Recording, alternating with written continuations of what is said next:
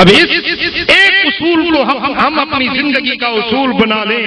پیارے دوستو، محبوب مکرم کی کیا اسوہ حسنہ ہے، کیا طریقے زندگی ہے، ہم اس لائے عمل کو اپنائیں۔ خدا کی قسم یہ دنیا بھی ہماری سکھ سے بھر جائے گی اور آخرت بھی ہماری کامیاب ہو جائے گی۔ پڑھیے صلی اللہ علیہ یا رسول اللہ،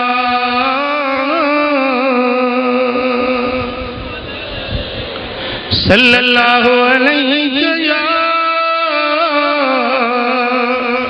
رسول اللہ۔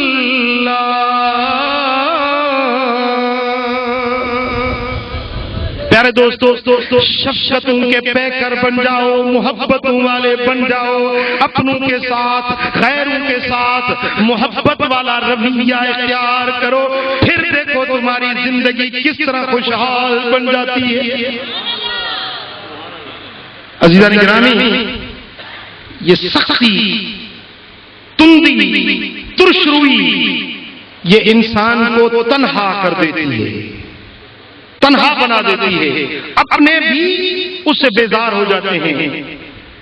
بندے حلق بگوش ار ننوازی برابر لطف ان کے لطف بیگان شود حلق بگوش۔ اپنا بندہ ہے، اپنا غلام ہے، حتیٰ کہ اپنا بیٹا ہے، لیکن اس سے سختی کا رویہ اپناؤ گے تو وہ تم سے دور بھاگے گا، لیکن غیر ہے محبت دو گے تو وہ اپنے بیٹوں سے بھی زیادہ تم سے پیار اور محبت کرنے لگے گا۔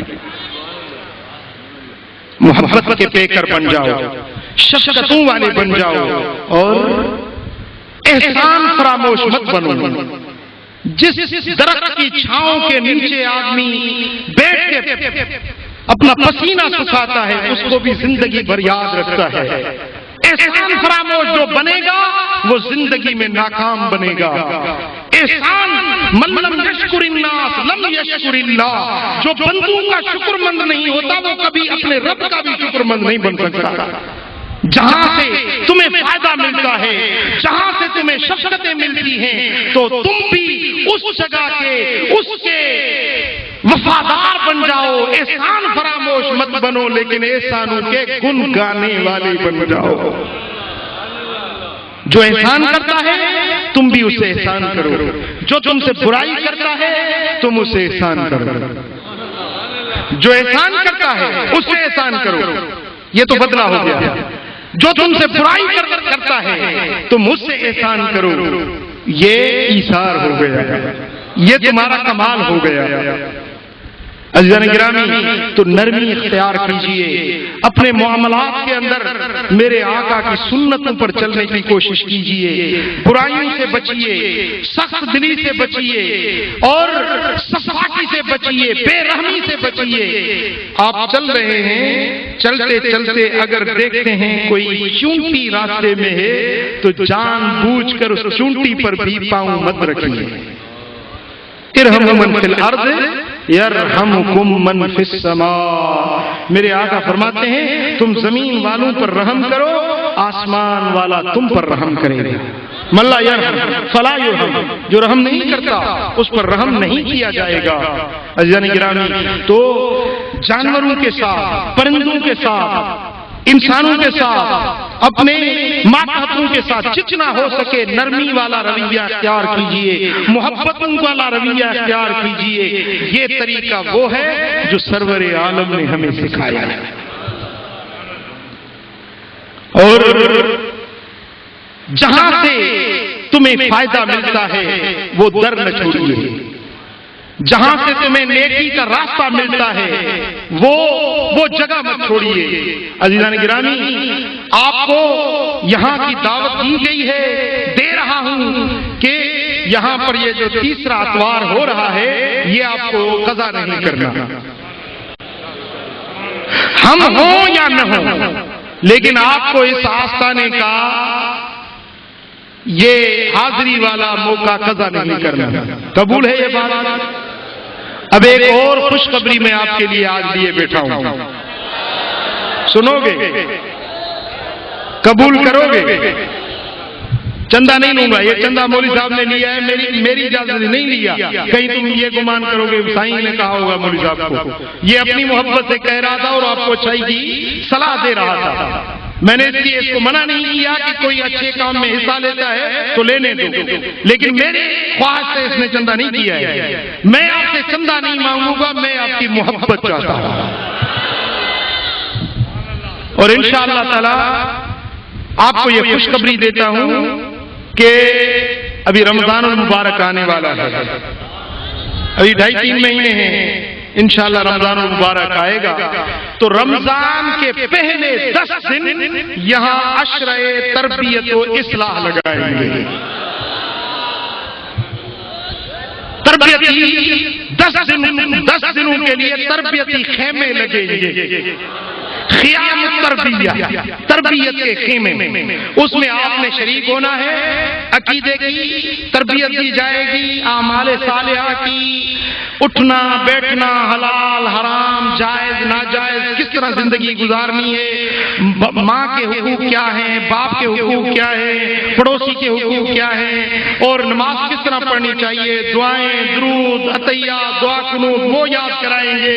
اس کے علاوہ عقیدہ کس طرح، نبی کو کس طرح ماننا چاہیے، وہابی کیا کہتے ہیں، شیعہ کیا کہتے ہیں، ہمارا عقیدہ کیا ہے، یہ عقائد سکھائے جائیں گے، اعمال کی تربیت دی جائے گی۔ تو یہ 10 روزہ تربیتی پروگرام یہاں ہوگا، قبول ہے؟ اور کم سے کم یہ پیغام آپ نے 100 اور آدمیوں تک پہنچانا ہے۔ آپ میں سے ہر ایک یہ عزم کرے کہ کم سے کم 100 آدمیوں تک یہ پیغام آپ نے، قبول ہے؟ انشاءاللہ میں ایڈوانس میں آپ کو دعوت اس لیے دے رہا ہوں کہ کہیں پھر تمہیں شیطان کہے گا کہ یار کام کاج ہیں، کیسے فارغ نہیں ہے، اس لیے 3.5 مہینے آگے پہلے تمہیں کہہ رہا ہوں وہ کام کاج اپنے کر کے فارغ ہو جائیے۔ یہ 10 دن تمہارے اللہ کے دین کے لیے، اپنی زندگی کے 10 دن میں آپ سے مانگتا ہوں، میں آپ سے آپ کی زندگی کے 10 دن مانگتا ہوں، دو گے؟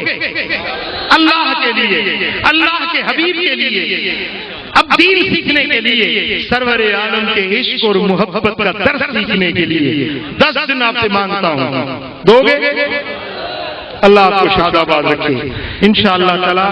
اب جو نئے احباب ہیں اور بیعت ہونا چاہتے ہیں، کیونکہ مجھے کافی دوستوں نے کہا ہے کہ وہ بیعت کریں گے، فون پہ بھی کہا تھا، تو جو بیعت ہونا چاہتے ہیں وہ آگے آ جائیں، اور اس کے بعد آخری دعا ہوگی، پھر نماز ہوگی، پھر لنگر ہوگا۔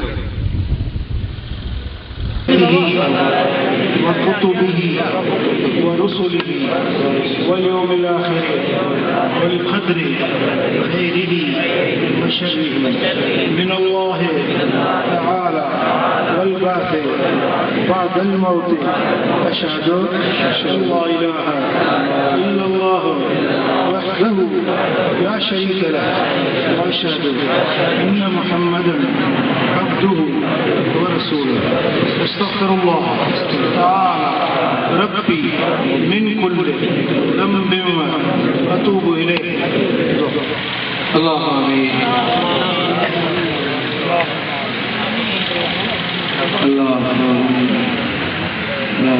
اب یہ ذکر قلبی کا طریقہ سن لیں۔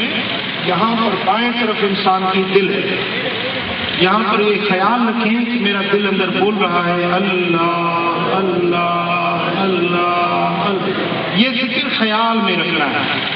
جو زبان سے ذکر کرتے ہیں اس کو لسانی یا زبانی ذکر کہا جاتا ہے، یہ دل کا ذکر ہے، اس میں کوئی محنت کوئی ریاضت کچھ نہیں، فقط خیال، دست بکار دل بیاں۔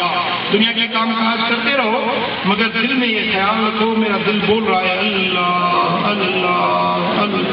انشاءاللہ اس خیال رکھنے سے دل زندہ ہوگا اور میرے آقا صلی اللہ علیہ وسلم کی محبت اور عشق نصیب ہوگا۔ یہ ذکر آپ کے دل کی دوائی تب اثر کرتی ہے جب اس کی پرہیز کی جاتی ہے۔ اس دوائی کی پرہیز یہ ہے کہ 5 وقت نماز پڑھو، نماز ہر مت چھوڑو۔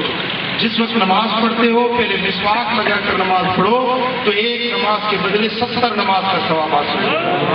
بیڑی، حقہ، افیم، نشہ، نسوار، یہ بری صحبتیں بالکل چھوڑ دو، نیک صحبت اختیار کرو، شریعت پاک کی باتوں پر عمل کرو اور اللہ کا ذکر کرو.